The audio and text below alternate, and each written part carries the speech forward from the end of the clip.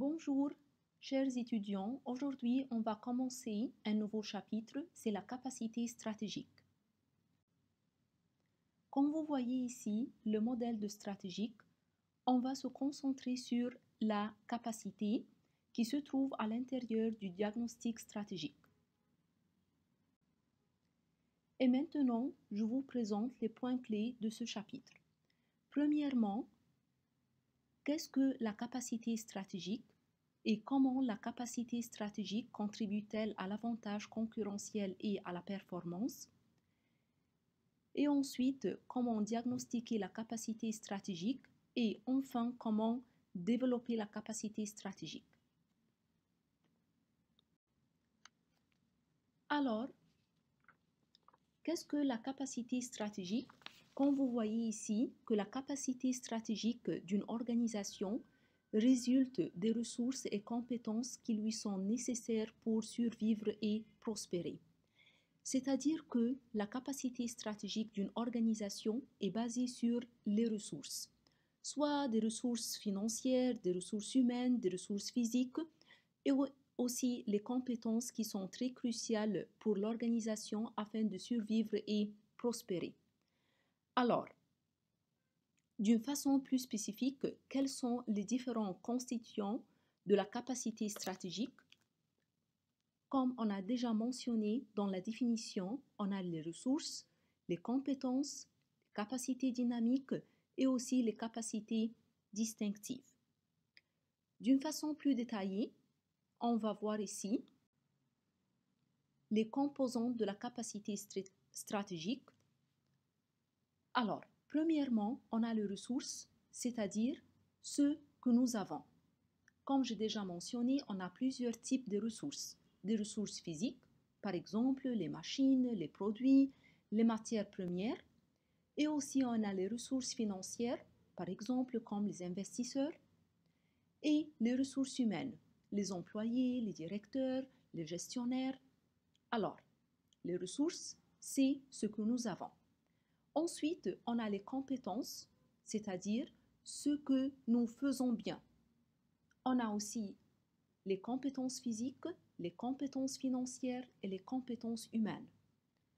Alors, pour les compétences physiques, on va se concentrer sur, par exemple, l'efficience ou l'efficacité ou la productivité.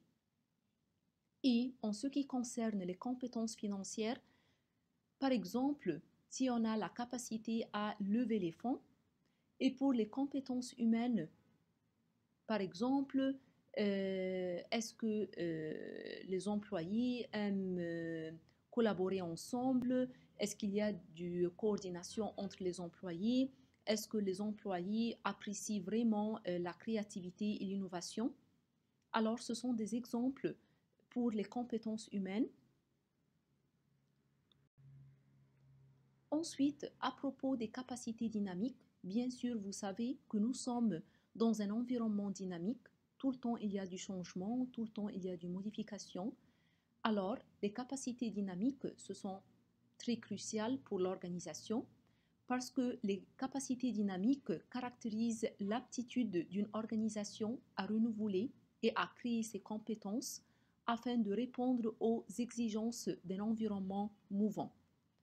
Par exemple, est-ce que l'organisation a la tendance et la capacité de renouveler et à créer des compétences?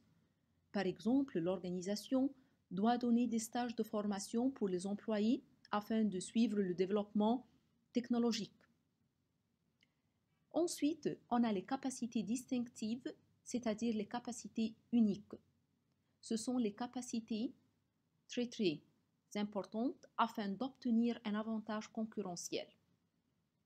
Les capacités distinctives ou les capacités uniques peuvent être dans les ressources et les compétences qu'on a déjà mentionnées, soit des ressources ou des compétences physiques, humaines ou financières.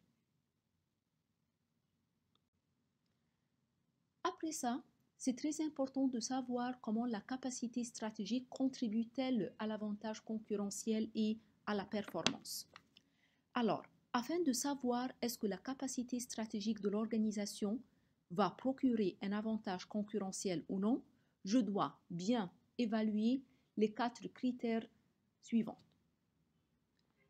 Alors, les 4 critères qui permettent de déterminer si une capacité est à même de procurer un avantage concurrentiel, ce sont sa valeur, sa rareté, son inimitabilité et enfin on a non-substituabilité, c'est-à-dire pas de substitution. Alors on va parler maintenant d'une façon très détaillée. Numéro 1, la valeur.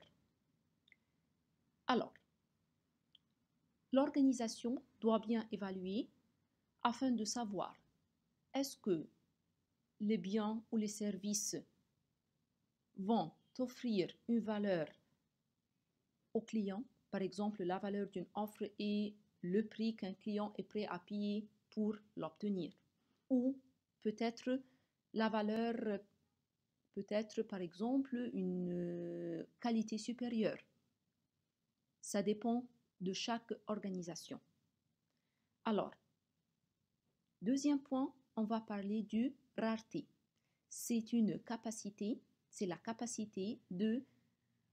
Une capacité n'est possédée que par quelques organisations. C'est-à-dire, est-ce que la capacité stratégique de cette organisation est rare ou pas? Je dois bien évaluer ça. Ensuite, son inimitabilité, c'est-à-dire est-ce que cette capacité stratégique est difficile d'être obtenue ou c'est difficile d'être copiée par les concurrents ou non. Je dois aussi bien évaluer l'imitabilité pour savoir est-ce que c'est difficile ou non. Et ensuite, non substituabilité, c'est-à-dire est-ce qu'il y a des substitutions pour la capacité stratégique, ça ou non.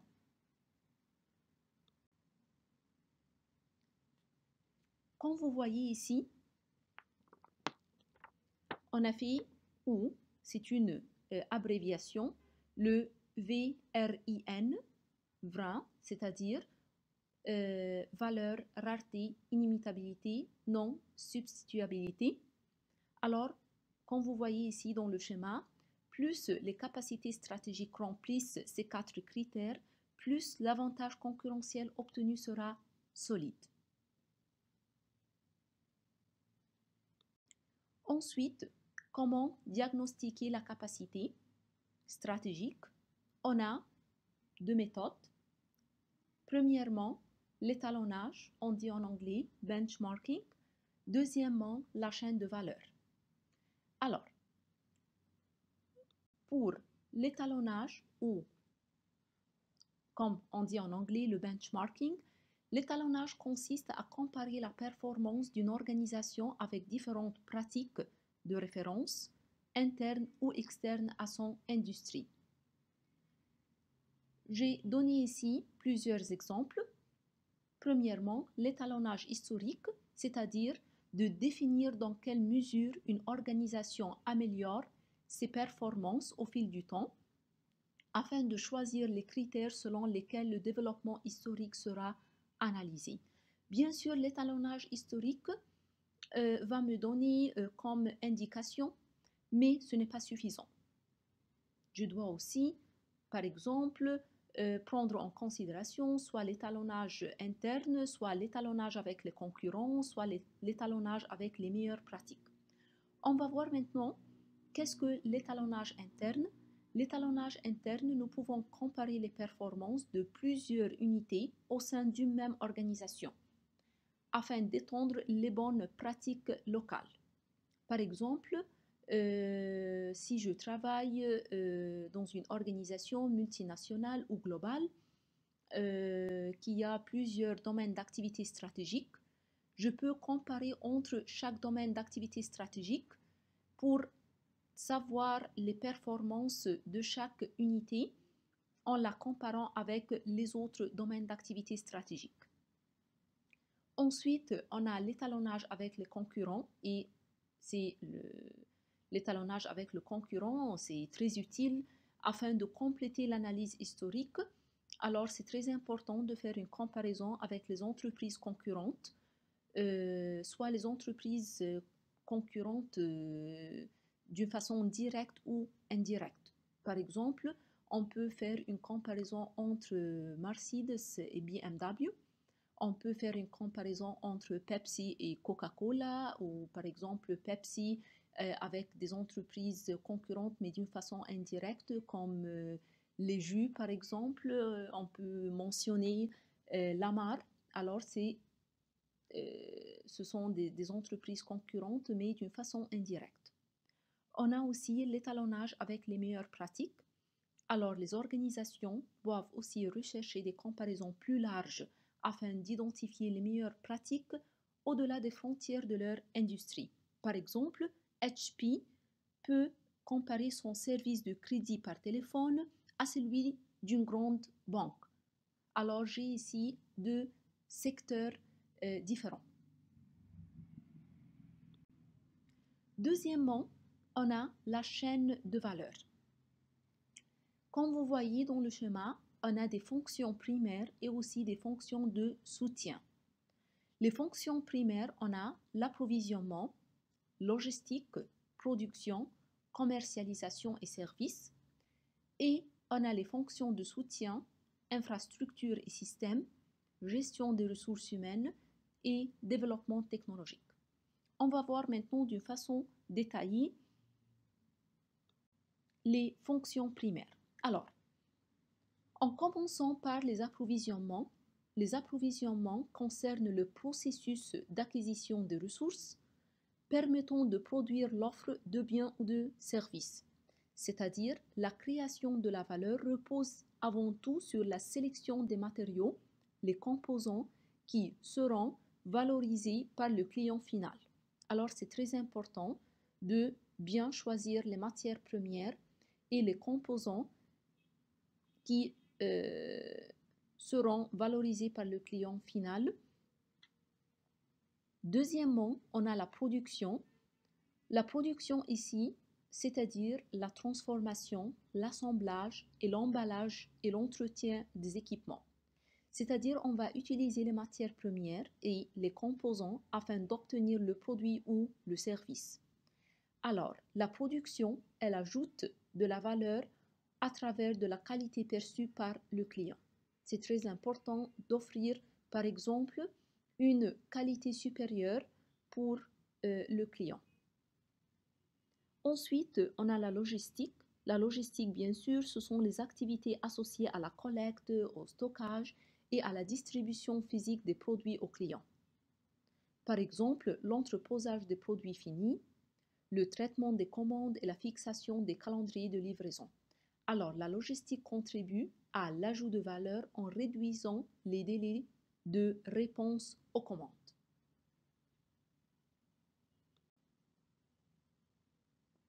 Ensuite, on a la commercialisation qui comprend le marketing et vente. La commercialisation assure les moyens par lesquels les produits ou services seront proposés aux clients.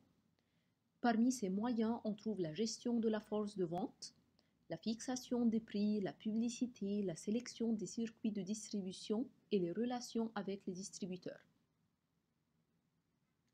Alors, le marketing ou la commercialisation d'une façon générale ajoute au travers de la construction de l'image, alors que la vente doit être capable de convaincre les clients des avantages de l'offre. Après ça, on a les services. Les services concernent les activités associées à la fourniture de services visant à accroître ou à maintenir la valeur du produit. Par exemple, services d'installation, la répartition, la formation et l'adaptation du produit.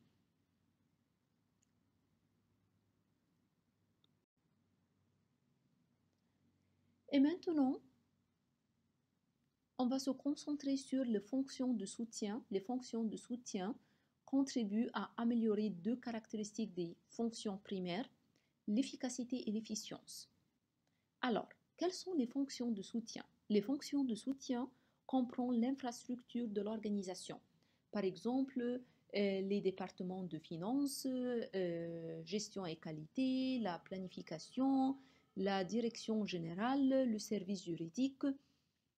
Ce sont très très importants bien sûr parce qu'ils représentent l'infrastructure de l'organisation. Alors ce sont des fonctions ou des fonctions de soutien qui vont améliorer les fonctions primaires. Après ça, on a la gestion des ressources humaines. À la gestion des ressources humaines, c'est très important de bien recruter des personnels bien qualifiés. C'est très important aussi de donner des stages de formation au personnel pour s'assurer du développement personnel et pour s'assurer que l'employé va suivre le développement technologique, par exemple. Alors, la gestion des ressources humaines, elle détermine les compétences et les motivations des salariés. Après ça, on a le développement technologique. Le développement technologique désigne les activités qui visent à améliorer le produit et le processus de production. Dans la plupart des entreprises, les technologies sont variées. Elles vont des technologies utilisées pour la gestion des commandes jusqu'aux technologies incorporées dans le produit. Bien sûr, ça dépend de la domaine d'activité et de chaque entreprise.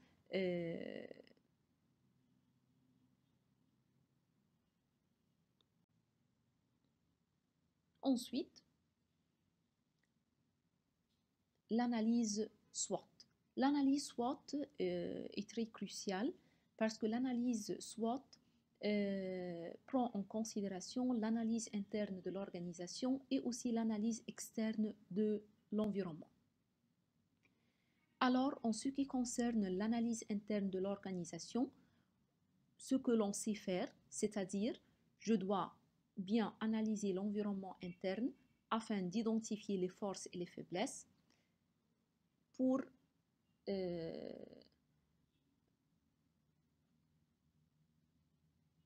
identifier ce que l'on sait faire, c'est-à-dire la capacité stratégique.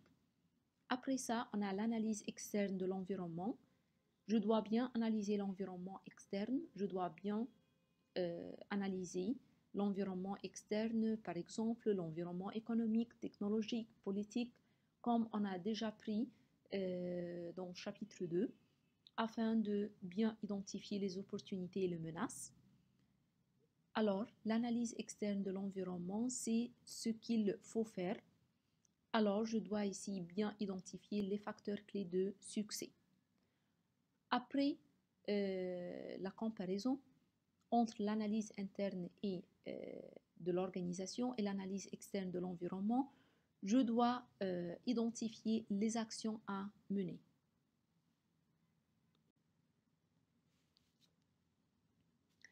Maintenant, on va voir ensemble la matrice TOWS.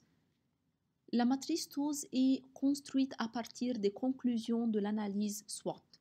Chaque case de cette matrice permet de générer des options stratégiques qui correspondent à différentes combinaisons de facteurs internes, forces et faiblesses, et aussi de facteurs externes, menaces et opportunités.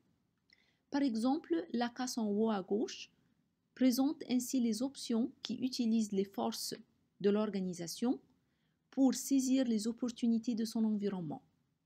Dans le cas de Renault, par exemple, on peut dire que Renault a pu lancer la gamme Dacia parce qu'elle a vu qu'il y a des opportunités dans les véhicules électriques sur les marchés émergents. Réciproquement, la case en bas à droite présente les options qui minimisent les faiblesses afin de détourner les menaces, par exemple en évitant les principaux concurrents et en se focalisant sur les niches spécialisées. Pour Renault, c'est le même exemple, mais on va voir comment elle a pu minimiser les faiblesses afin de détourner les menaces. Ici, Renault a lancé en Europe l'Ouest 4x4. Ça va? Et on a la case en haut à droite qui rassemble les options qui permettent de tirer avantage des opportunités en surmontant les faiblesses, alors que la case en bas à gauche qui suggère l'utilisation des forces pour éviter les menaces, ce qui signifie pour Renault de poursuivre son investissement dans les voitures électriques. Et finalement, on va se concentrer sur le développement des capacités stratégiques.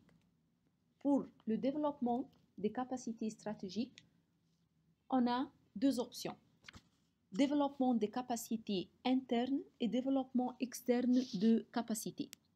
Le développement des capacités internes, je dois poser une question. Est-il possible d'ajouter ou de renforcer les capacités de manière qu'elles permettent de mieux maîtriser les facteurs clés du succès? Par exemple, est-il possible que le gestionnaire identifie des capacités stratégiques locales qui bénéficient à une division ou à une autre, ou par exemple à un domaine d'activité stratégique donné? Alors, les gestionnaires ici peuvent tenter d'étendre des meilleures pratiques à toute la structure.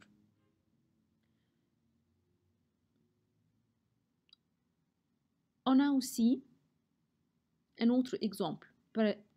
On peut dire que l'organisation doit poser cette question. Est-ce que l'organisation peut élaborer de nouvelles offres à partir de ses capacités existantes ou non? D'autre part, on peut faire un développement externe de capacités. Il peut également être possible de développer des capacités en externe.